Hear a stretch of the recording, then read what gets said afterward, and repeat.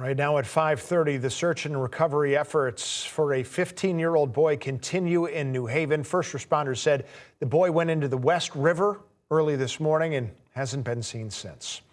You're watching the Fox 61 News at 5 o'clock. I'm Tim Lammers, and crews are continuing to expand their efforts tonight. They're getting mutual aid from surrounding areas. Let's get you back out to Fox 61's Jamel Johnson live at the bridge where the boy went missing.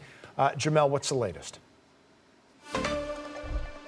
Yeah, Tim, this scene has mostly remained unchanged. They've blocked both sides of the Boston Post Road overpass. Around 4:30 this morning is when New Haven police came out here for two people going into the water. One of them was that 13-year-old boy, and we spoke to Mayor Justin Ellicker just a few hours ago, and he said West Haven police was actually on scene when they went into the water. They did not see that 13-year-old boy come back out, and shortly after, a third family member went in but was only able to save the relative that went in to save the 13-year-old boy. Initially, first responders started rescue efforts, but after several hours and an expanded 3-mile search into the Long Island Sound, they switched to recovery. New Haven Fire Chief Daniel Coughlin said the strong river current could have carried the boy further than where he entered the water initially, and that the earlier rain could have made the search more difficult. He also mentioned that despite thermal technology, the dark river waters make it hard to see. Mayor Ellicker did confirm the boy is a New Haven school student, and he is in contact with the principal of his school.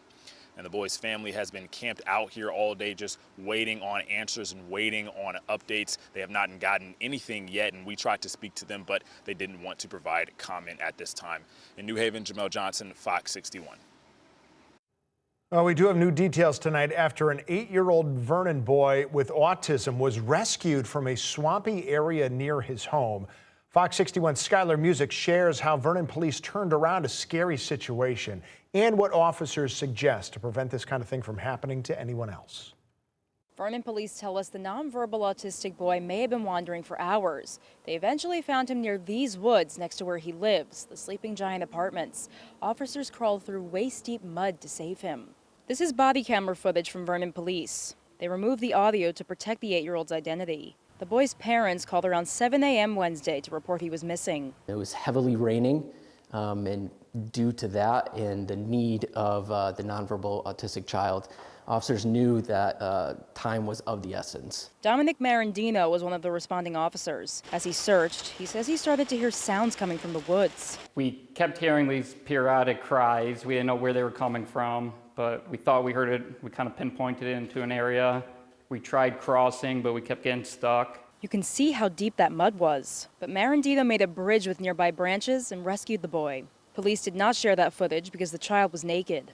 We spoke to neighbors at the apartment complex. They did not want to go on camera, but they say they're relieved the boy is okay. We're happy we located him. We're happy we were able to get him to his family safely. I didn't notice any injuries to him, so he looked in pretty good shape. The boy's parents are not facing any charges. To prevent situations like this, Vernon police recommend having door alarms and telling the department your child's needs so it's in their records.